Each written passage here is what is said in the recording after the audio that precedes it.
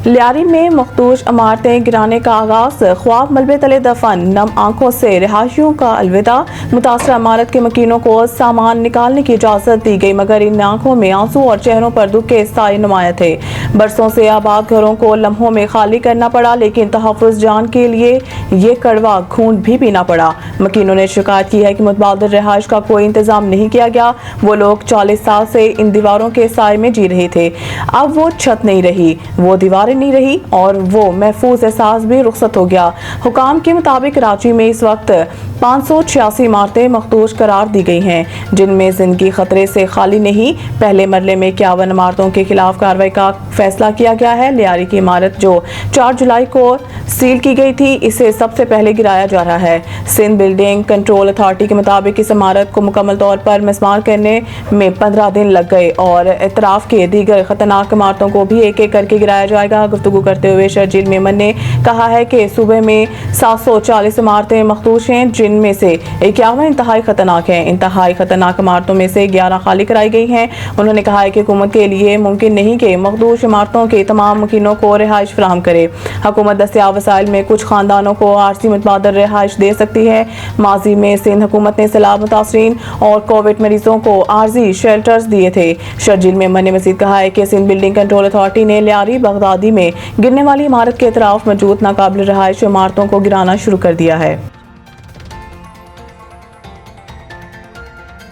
Israel ने मिलाकर गजा के ज़ेरे कब्जा इलाके खाली करने पर आमादगी जाहिर कर दी है। इसराइल वज़ीर दिफा इसराइल कॉट्स का कहना है कि गजा के ज़ेरे कब्जा 75% हिस्से में से ज़्यादातर खाली कर दी गई हैं, जबकि गजा के दीगर 25% इलाके में जंग जारी रखना गैर ज़रूरी होगा। उन्होंने कहा कि गजा के बकिया 25% इलाके में जंग जारी रखने से यरगमालियों को गैर ज़रूरी खतरा दरपेश होगा।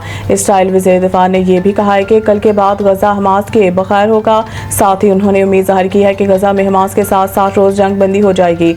इसराइल कोर्ट्स ने कहा है कि जंग बंदी के नतीजा में हमास 10 जिंदा यरगमालियों को वापस करेगी, जबकि हलाक यरगमालियों में से निस्फ की लाशें भी वापस दे दी जाएंगी। जंग बंदी से मुतालिक जिन अमूर पर इख्तिलाफात बाकी हैं, इन पर इसराइल मीडिया के मुताबिक सीज फायर के दौरान बातचीत करने पर इत्तफाक किया गया। इन अमूर में जंग मुकम्मल खत्म करने की शराइत, हमास की पोजीशन, इंसानी इमदाद के मसाइल और इसराइल फौज के लिए मुतय्यन नई हद भी शामिल है।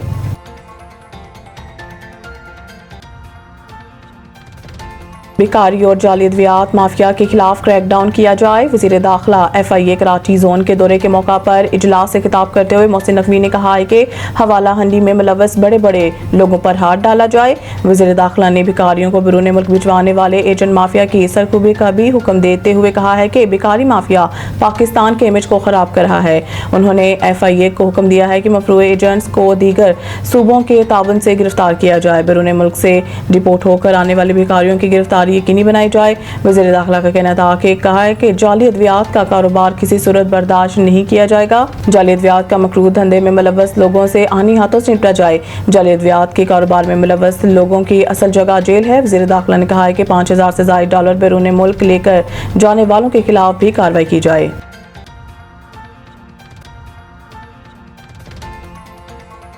पाक अफगान एडिशनल सेक्रेटरी मुज़ाकरात, पाकिस्तान का अफगान सरजमीन पर दहशतगर्दों के खिलाफ कार्रवाई पर जोर।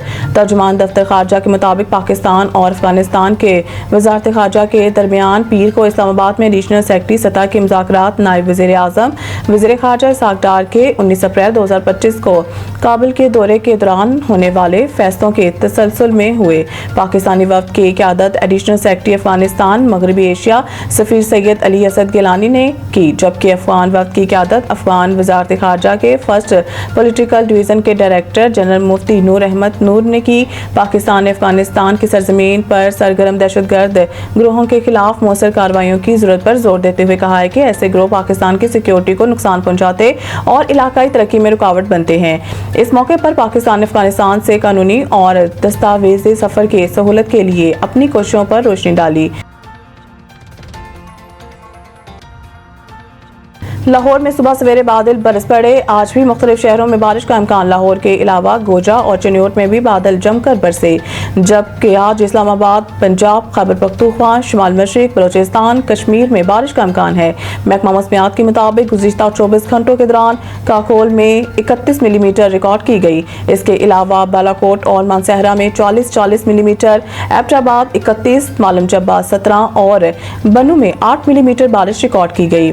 पीर को मानसहरा की तहसील बालाकोट में मूसलाधार बारिश के बाद नदी नालों में तकियानी आ गई, जहां गांव मांगली में 8 साल के बच्चे के साथ हादसा पेश आया जो बरसाती नाले में डूब गया। बच्चे की तलाश जारी है। दूसरी जानिब PDMA के मुताबिक बलूचिस्तान में हालिया मानसून के दौरान हादसात में 10 अफराद जाँ बहक और 7 जख्मी हुए।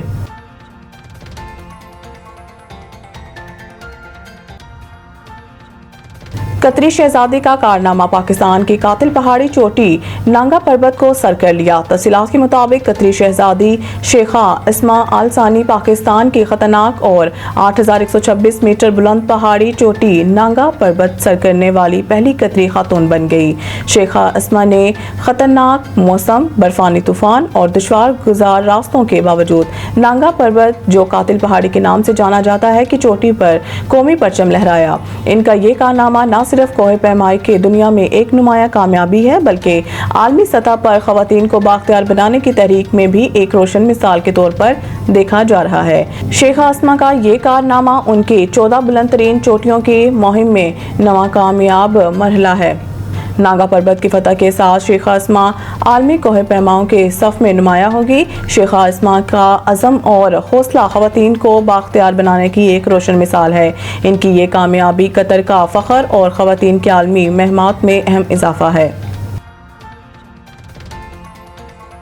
जस्टिस जुनेद गफ्फार ने chief justice Sindh high court के ओहदे का हलफ उठा लिया। तकरीब हलफ बरदारी में वज़ीर आला सिंध मुराद अली शाह और सीनियर सूबाई वज़ीर शर्जील इनाम मेमन ने शिरकत की।